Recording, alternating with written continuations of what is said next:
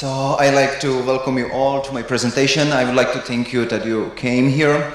I will be also speaking about philosophical concepts today. Bear with me because I have to explain lots of philosophical concepts firstly, and only after then I can go to metal subject. So today I'd like to attend a metaphysical excursion into the thought of French philosopher Gilles Deleuze and French psychoanalyst Félix Guattari. I believe that their philosophical concepts and a way of thinking allows us to deepen our understanding of reality. I especially find their concepts very prolific when they are taught within the context of music and musical philosophy. Even more so because not many great philosophers took interest in music. I will try to show us in this small time frame the way how this philosophy of difference can help us overcome some problems that metal music has to deal with nowadays, especially the plethora of overlapping genres and subgenres of metal music, the number of which is increasing every day. And also I will try to portray the typical behavior of elitist metalheads who claim that specific bands are not true metal as the behavior of some type of logical fallacy. As I said, my argumentative position is based on what I would call philosophy of difference of Gilles Deleuze and Félix Guattari. Together, these two thinkers created a vast philosophical project that is difficult to summarize under one overarching term. But if we were attempt to do so, we could say that their efforts were concerned with preserving the continuity of sensible and intelligible. What does this even mean? For both of them, the traditional philosophy had a certain hylomorphic problem rooted in the Western preference for discontinuity as the organizer of our thought. This discontinuity brings to the surface the problem of relation. What is the relation between metal as an adjective and metal as a noun? Western philosophy answer to this is precisely in the form of hylomorphism. Metal and metal things belong to different orders of being, and their relation to each other takes the shape of content and form. Thus, the metal thing becomes metal because it is participating to some extent in the form of metal. So, if we want to recognize an object as a metal object, we have to recognize it as participating to some degree in being metal. For example, for Plato, we would need to recognize the sensible object being metal as participating in some form of metal. But metal thing is different way metal than the metal idea or metal essence. First of all, we have to see the difference between the form and the essence in this way of thinking. And secondly, the sensible object cannot in principle be identical to an intelligible form of metal. And so it must be in this regard different in some degree, which means that it is some way not metal. Deleuze and Guattari reject this hylomorphic discontinuity and instead embrace the hylozoic affirmation of the continuity of the sensible and intelligible. Through this hylozoism, they avoid the transcendental principle claim that matter acquires its motive to force through a transcendental principle, and they instead approach being as an immanent and univocal. This thought movement towards continuity allows us to see essences as products of creation in the present moment, forever changing and evolving in the continuity of life. Essences are no longer a ground of a process, but are rather temporary results of this continuous process. In this way, Deleuze and Guattari go against our illusion of thought, which is conditioned by our common and good sense. We articulate the world through this common sense and good sense in terms of stable identities. But if we shift stable essences from the position of ground to that of a product, we get some difficult claims. The main difficulty we will deal with today is the problem of things. And in our case, this thing will be metal music. A thing seems to combine two mutually exclusive properties, stability and change. After all, if I recognize a thing as a thing of a given identity, in our case music as a metal music, but everything undergoes constant change. No two metal compositions are the same, just as no two performances of the same song are the same. How we can solve this problem of duality of the things? For example, Plato solved this problem precisely by affirming discontinuity. That is, by separating the sensible and the intelligible. But this leads to the formation of the before-mentioned paradox. Since stability is assigned to the intelligible nature of the thing, and its capacity for change is assigned to the sensible nature of the thing. This conjoining origin is thus shoved into a transcendental sphere inaccessible to us. In order for Deleuze and Guattari to succeed in this preservation of continuity, we must perceive the individual terms as coming from a single order of being. We must perceive them as differentiating in degree, not in a kind. Which brings us back to the university of being that I mentioned earlier. But if intelligible and sensible do not belong to the two distinct orders of being, how we are to conceive them? Deleuze and Guattari evoke a univocally ontological conception of the world, where everything said about one thing can be said about another. All binary systems, including the aforementioned sensible and intelligible, should be seen as abstract and occurring on the opposite poles of a continuum. A good example of this opposition between a good example is the opposition between pop music and underground music. In this distinction, pop music is a major or royal music.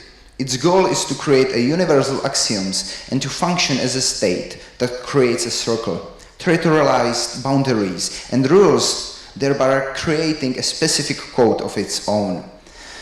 It is the music of being and of established identities. Underground music, by contrast, is not inherently of a different kind, but merely reaches different levels. It is a form of a minor music or nomadic music that is made by a minority who use the language of majority. It is not about seeking universals or establishing them. On the contrary, they disrupt the established territory, like a nomad for whom the borders have no meaning. They travel through established territories, creating new connections and new identities. It is a music of seeking the new, of becoming, of rejecting the dominant identities. But we must not think of those two poles as mutually exclusive, but precisely acting simultaneously and mutually.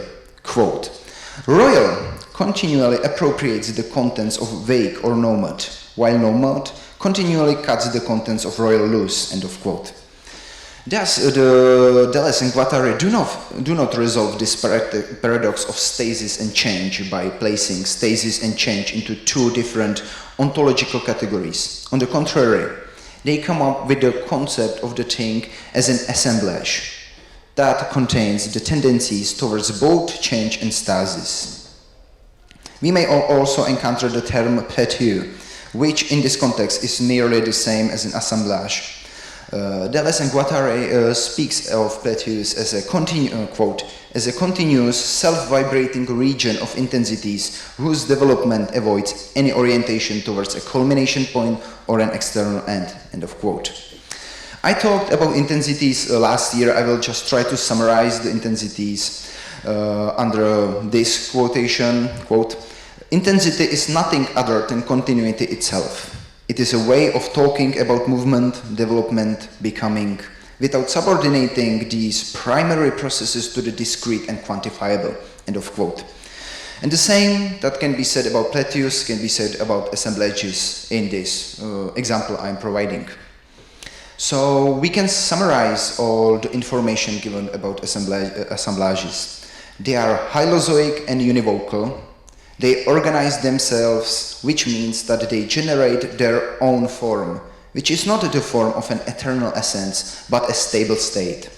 Here we came to the creation ex nihilo, or creation from nothing, because assemblages generate themselves out of themselves. We avoid that transcendental reference to an unattainable, which gives us access to the knowledge of reality as it is in hylomorphism. Assemblages are thus non-theological way of thinking of moment of stability inside a continuous process. And now finally we are getting to our lobster god of stratification. I would like to talk about creating something new within metal music. From everything we've already said, we can think of metal subgenres as assemblages that have a temporary stasis, but at the same time they have a tendency to change. But what does the process by which temporal stasis is achieved look like?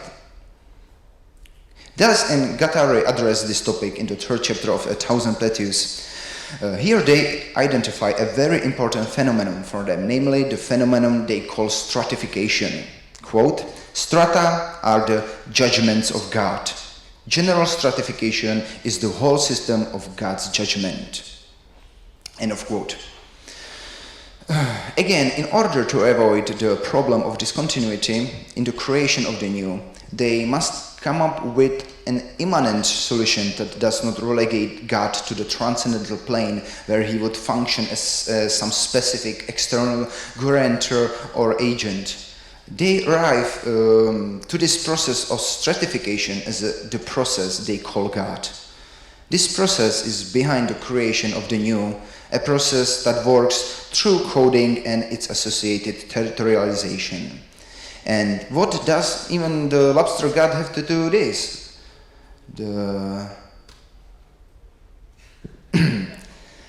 Quote, God is a lobster, or double pincer, double bind. They write. This is precisely the kind of deliberately anti-theological conception of God that approaches the creation of the new immanently, without that need for an external agent. It is the process that is labeled God. What they both mean by that is mainly the stratification takes form of a double articulation. That is, all strata articulate twice, BA and BA. Now we will look at the individual articulation, for which I will give examples from metal music.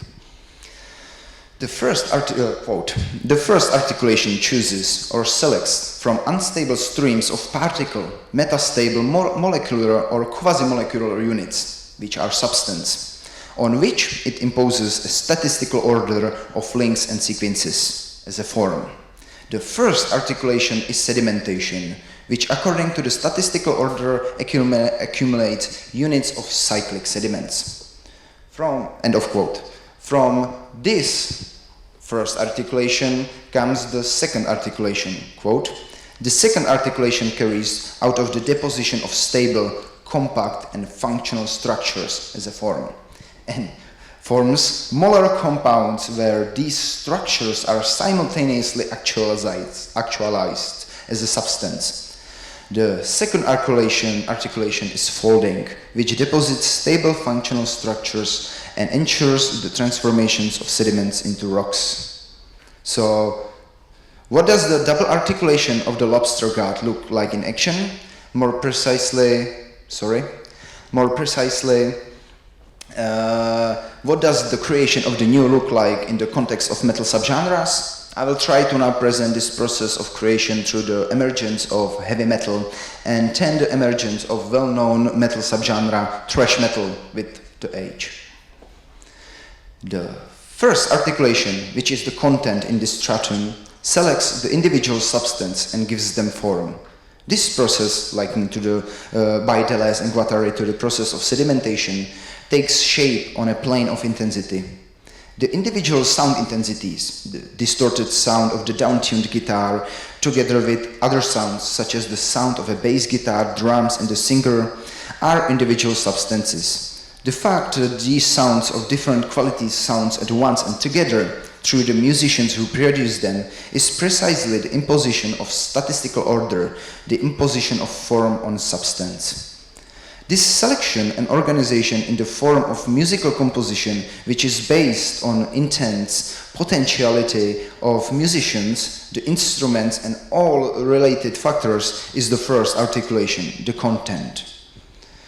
The second articulation, creating an expression from the content, takes the statistical order and its regularities and fixes them into a stable structures, where the content is matter being formed. The expression is the process that places these matters into functional structures.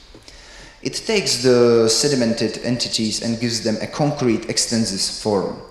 Through this second articulation, or as I mentioned previously, through the folding, those emergent properties are actualized into actual material entities.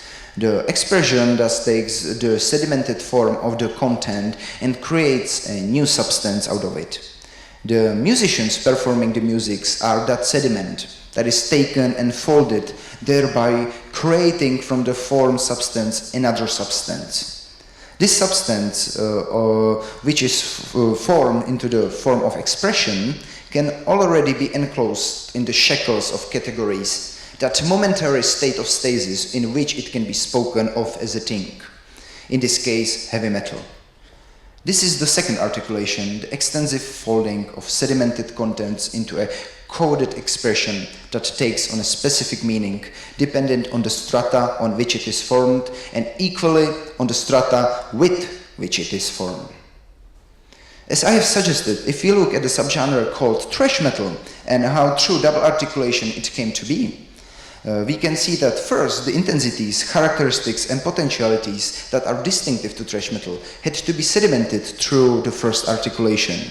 These characteristics continue to be folded. They are bent, connected, or conversely broken and disconnected from other stratas. In this way, thrash metal is associated with heavy metal subgenre in particular, but also with the punk music of the 70s and 80s, with its specific intensities, such as certain non-conformity and rebellion against the system, the energy, but also with the musical intensities as faster tempo or more growled or shouted vocals, or the energy that this music evokes in its listeners. Heavy metal and punk are thus substrata that by folding each other and other sediments create a new subgenre, thrash metal. So we are coming to an end. What good brings us this conception of metaphysics of difference in the context of the creation of the new? Deleuze's and Guattari's concepts allow us to see the identities and essences of metal music as constantly changing and transforming. The concept of assemblage is applied to genres and subgenres, although its breakdown attempts to add transcendental categorization of music, allows us to grasp a true immanent newness.